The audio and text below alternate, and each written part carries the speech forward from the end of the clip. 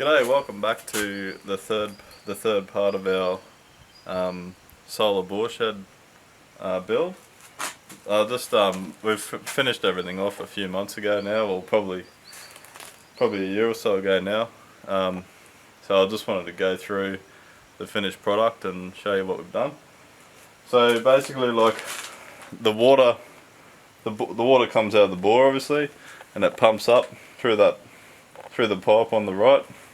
That pipe goes underground from here, and it shoots up about 750 metres uphill, 15 metres uphill to a water tank, and that pump only comes on from this solar system for about 2 to 3 minutes a day. The pump's running on a timer, one of these timers here. It's just a 10 amp 240 volt Chinese timer, and I just set it up so that it starts and stops at the same time every day.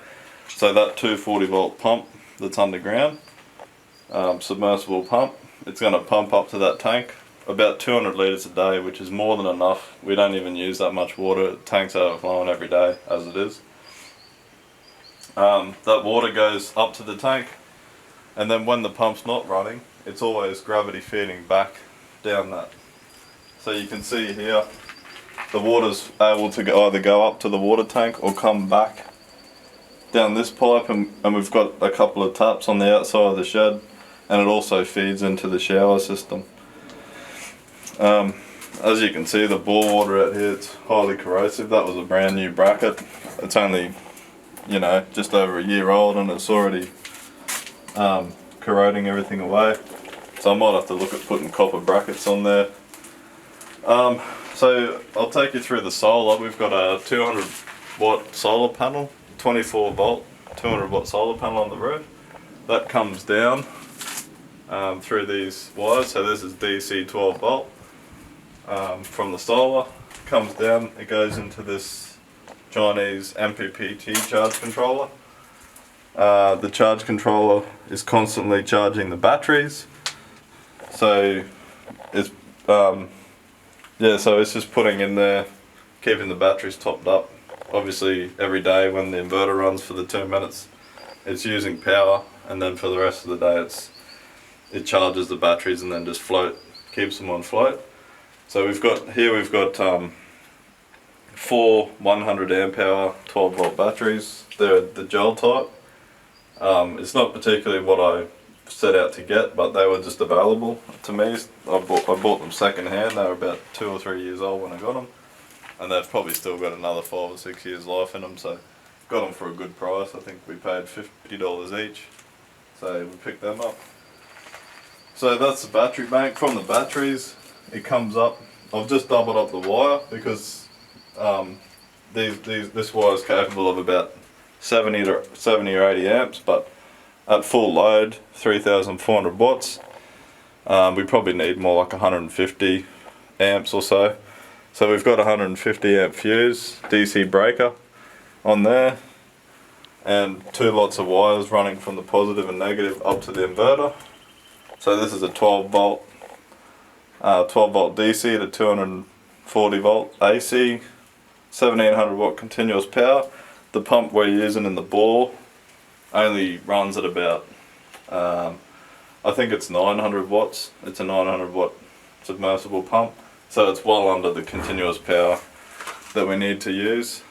So from the power, all I've done is come out of the standard plug, just wired it in, so I didn't have to open up the case or anything and hardwire into it. I've just gone into a plug, the wires come up, they go into an RCD. The RCD goes down to an earth stake, and from there it goes over to the PowerPoint circuit, and then so we've got 240 volt in this PowerPoint, and that's all we use it for is just the bore pump. The bore pump's running from this plug here, obviously from the timer. Other than that, 240 volt goes into these light switches because we've got some 240 volt floodlights that we put on top of the shed when we need them. We take them off and put them back on there as we need them, so they're not out in the sun every day for no reason. Other than that, the electrical system, we've got 24 volts coming off the battery, or actually I've got, sorry, not 24 volts, we've got 12 volts coming from the battery here. It just goes through the wall and it behind all this and goes through the wall there, and we've got some 12 volt LED lighting in our shower. So I'll take you around to the shower now. Okay, so we're in the shower side now, and this is the other side of the wall that you just saw where the 12 volt wire was coming through. It goes through a 240 volt standard house switch, and it doesn't matter that it's 12 volts is going through it because it's such low amperage anyway. It's only running 2 LED strip lights which are up here. So the 12 volt just comes out, goes up that conduit and into these 2 strip lights, and the power is always available there. So, and that it doesn't look like much, but because this is a galvanized shed, that light goes a long way. It just reflects off everything, and at night time you can just see so much in here. It's really good. And then I'll show you the shower side. My brother-in-law made this for us to put into the shed. It's just an old piece of timber from his roof, and he's cleaned it all up and coated it, and he's put some really nice big heavy duty nails in it. It looks really good. So that's our towel rack for when we're camping and showering out here. The hot water system. This is where the water pipe comes through. So this water pipe here is gravity fed from the tank that I was talking about before. It's 750 meters away from here, but it's also 15 meters in elevation. So it's, if you can imagine, it's like having the water tank 15 meters above the level we're at now. So there's quite a lot of pressure in this pipe all the time, even though the pump's not running.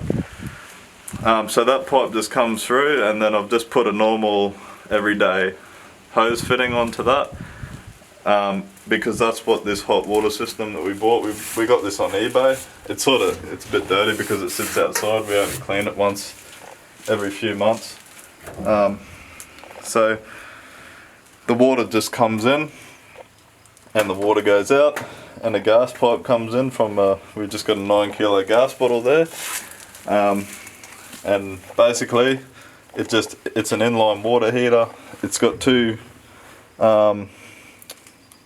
D-cell batteries in there just to ignite the gas every time you turn it on. So you don't have to do anything here. Once you turn the water on, it just automatically lights up, and you can adjust your temperature and water flow and everything like that on these knobs. And we bought it, I think it was about $190 Australian.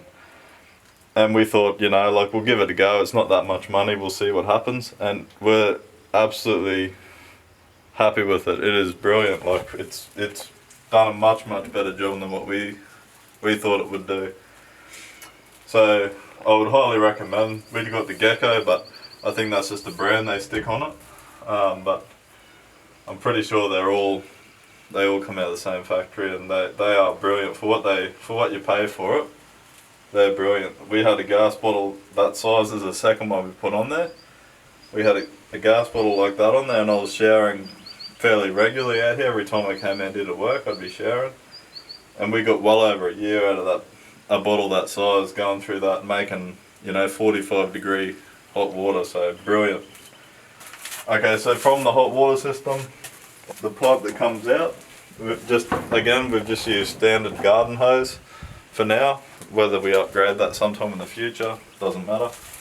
That just goes in, got a few dodgy connections there just to get it into that flexible hose, and then just some galvanized piping threaded with a thread on each end, and we just put like run-of-the-mill shower head on there, and then we can just turn that on any time, come down here and have a hot shower, and it's absolutely brilliant. So it makes a big difference just having some little things make a big difference. Just some little creature comforts. You can cut that bit out, that was ridiculous. This actually came from the same roof that I was talking about with that hardwood up there that my brother-in-law made for us to put in here. This is also one of the big beams out of his roof. and we had it just sitting there, and we thought, well, why don't we just throw it in there? We'll just screw it in and use it for a shelf in our shower, and we did that, and it is awesome. We've got a full length shelf. We can put all of our soap and shampoo and clean clothes and all that sort of stuff on there. Keep it off the ground, and it's awesome. So I'll just give you a quick demo on how we fire this thing up. All we have to do is turn the gas on at the valve. Turn the power onto the unit. I like to turn things off when I'm not using it, just so it's not flattening batteries or anything like that. Most of the time, everything on here, I just leave it the way it is because it's all set up to go.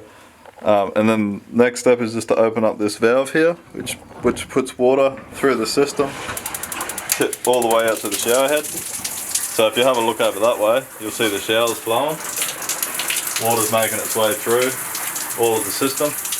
And if you come back here, if you can see up there, you can see that the burners are actually running through this little slit here, and the temperature's here, and it'll just come up